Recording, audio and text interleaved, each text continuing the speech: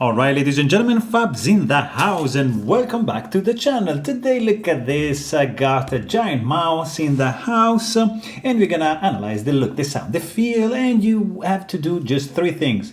Like the video, subscribe to the channel, and let me know in the comments down below what you guys think about this fella, because you know what? YouTube loves if you do that. I love if you do that. And you know, YouTube algorithm is gonna keep recommending my videos, and they're gonna pop up, and I'm gonna keep cranking this video out because that means you like them. So let me know what you guys think about this fella. Let's go ahead, start, open this box. Let's do the unboxing right over here.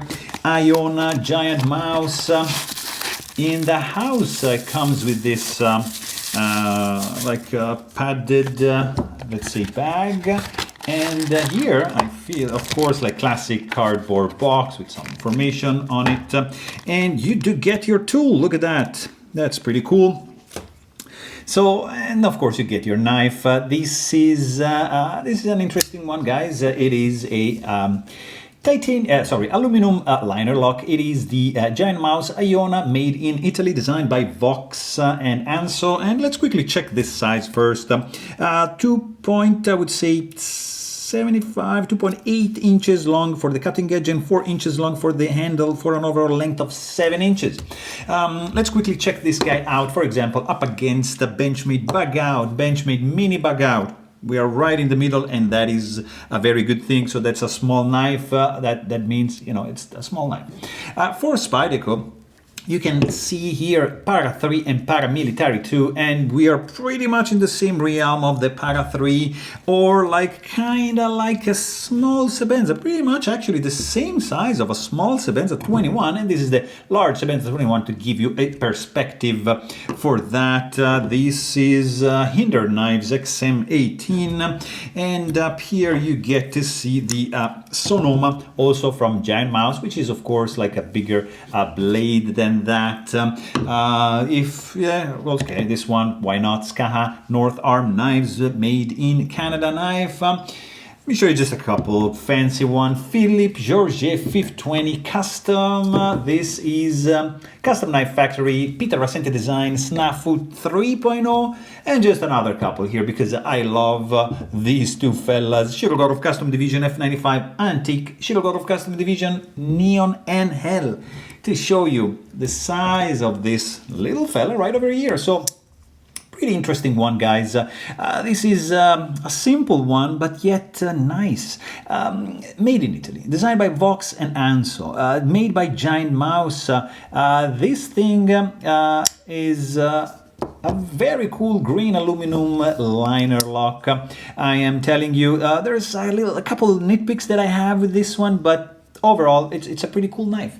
So of course, thumb stud deployment only for this one. It's not a flipper. It's looking really good. Look at these lines. I like the blade shape. I like the handle. Maybe it's just flowing a little bit too much down like there.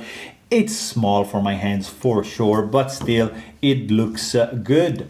You do get this aluminum frame scales with these. You see there's like some accent going on over here on the side, which are symmetrically reproduced in the on the back, like kind of like this indentation. It's nicely rounded off, nicely chamfered all around the side, and on the inside there is no internal skeletonization on this side, which by the way is just aluminum. There's no liner.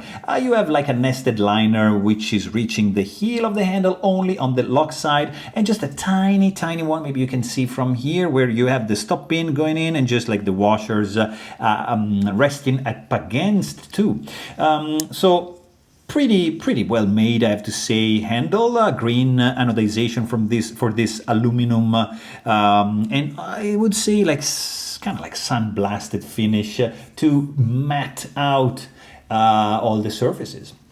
Also, you do get a very wide finger groove, let's call it that way. It's not really a finger groove, it's just like the curvature of the handle, but it's just gonna allocate my 3 fingers. The pinky is just gonna stay out. This guy is sporting a couple of standoffs, as you can see, which are screwed in from both sides. That's good. And the screws are blind on the lock side, like that. You have a tip of the blade that is safely recessed, so you're not going to be able to snag it with your finger, so it is pretty much good to go. You have a very simple construction, as I was saying, T8 for the pivot and for the handle screws, which is a very good thing.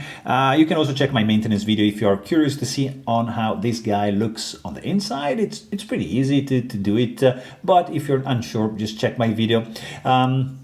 Of course, you see that this is a liner lock, and of course you see that this area, it's a little bit crammed. I mean, there's not much space. If you have big fingers, like you're gonna have a little bit of trouble, but luckily there's a little bit of jimping. This thing is sticking out a little bit, so just jam that thing in and you're gonna be good to go. You have also like a tip-up carry, only reversible pocket clip. It's like wired pocket clip, which is working like fantastically, guys. This thing goes in and out of the pocket. It's just like gorgeous deep carry pocket clip. This much knife is going to be sticking out, but for me, yeah, the design is, I mean, it's too simple. I mean, I like the functionality, but I also love the design, the aesthetic of a functional thing. So it's like good, but yeah, you could do something nicer, maybe. I don't know, but that's just me. That's just my personal preferences for the pocket clip. Then you have like this pretty cool blade shape. I like this drop point. There's no jimping, and that's a thing. You get a couple of thumb stud, which you see remove from this side. They're enough rounded off right over here, but no jimping, as I was saying, just a little chamfering, that's just like very, very soft chamfering up to the tip. 20% belly, straight edge, sharpening choil.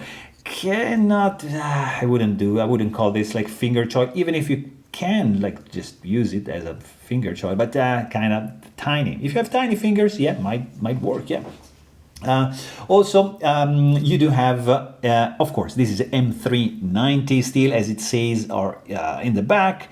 GiantMouse Ace, it's only on the back, so no billboarding on the show side, which I love. Nice stone-washed finish for this guy. The plunge grind is very, very subtle, like I like it, so that's pretty cool. Let's actually check out stock thickness is going to be 0.117, that's pretty thin, and on the back, look at this, it's going to be 0.022, roughly the thickness behind the edge. So nice slicer, almost full flat grind. There's a little bit of flats left out over here, but overall it's well made, I have to say. The sound is this. You gotta have to wiggle a little bit. Pretty much like a Sebenza kind of action, but the sound, it's pleasant. Oops. It's not too loud, it's not too quiet. It's a little bit soft. Oops. But it's nicely subdued, so it's kind of like a gentleman knife would sound, pretty much, something like that. Also, what is quite good is actually the weight, because you have aluminum, you have stainless steel, yeah, but it's small, you don't have any backspacer, and that's going to reflect into 3.03 ounces that you are going to feel when you put this guy into the pockets. The only hot spots that I feel is just a little bit from this part of the clip, because it's raised up, so you have you can feel it in the handle. For me, this is like too small.